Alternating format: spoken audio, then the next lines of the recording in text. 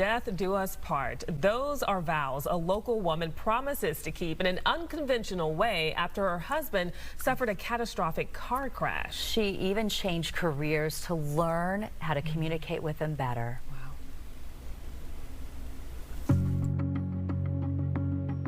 Kristen Armstrong vividly remembers the early days with Brandon Smith when they were high school sweethearts. Brandon was 15 and I was 16. We met through our church. We were in the same youth group and just kind of got to know each other, became friends, and then started dating. 5 years later, their love blossomed into marriage.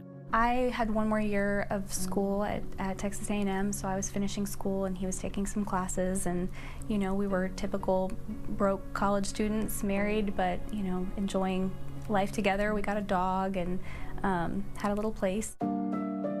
2 years into their marriage in 2008, Brandon suffered life-threatening injuries in a car crash. He was rushed by Lifeline to Memorial Hermann. He was in a coma state.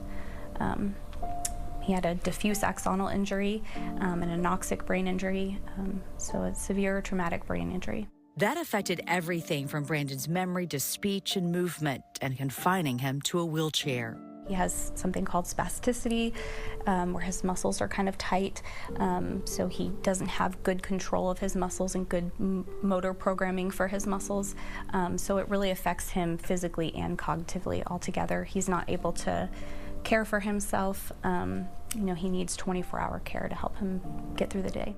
Heartbreaking for Kristen to realize they would never share the lives they had dreamed of as a typical wife and husband.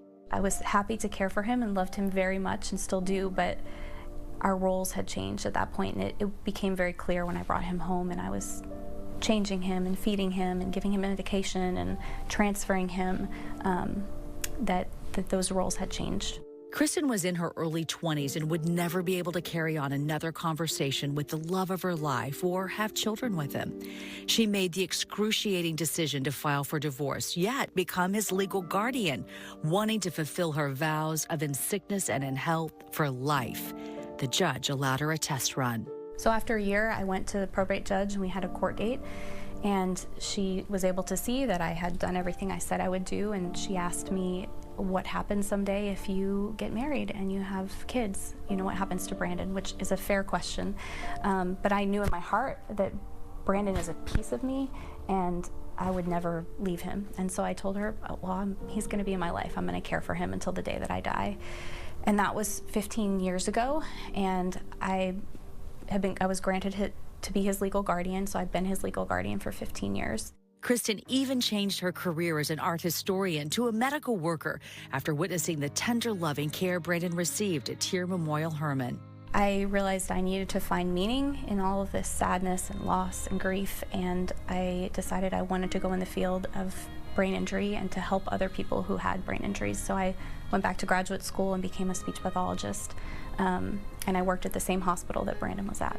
What she learned in grad school helped her with Brandon, and what she learns from Brandon helps her patients. Kristen knew if she moved forward with another romantic relationship, it would have to be the right one. In 2014, she realized James Armstrong was the answer to her prayers during one of their first dates at church with Brandon.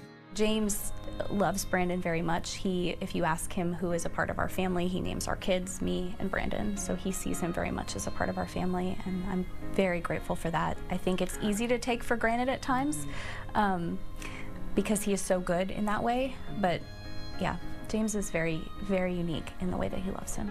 James helps care for Brandon, even changing and feeding him. We see him weekly, if not more often than that. He's in our home. My kids know him. They call him Uncle Brandon. My husband has a relationship with him. He continues to be a very important part of our family, and I am so grateful for that. A family's love, Kristen knows, will last a lifetime.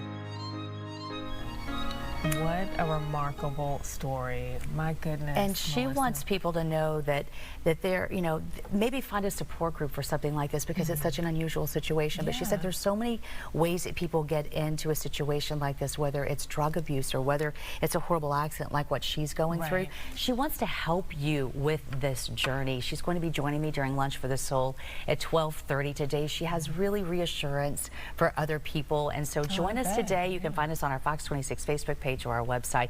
You can ask her questions. She'll be live with me, so I hope you'll join us. 15 years. Wow, what an inspiration. Yeah, she is a remarkable, just lovely young lady. I love it. Great.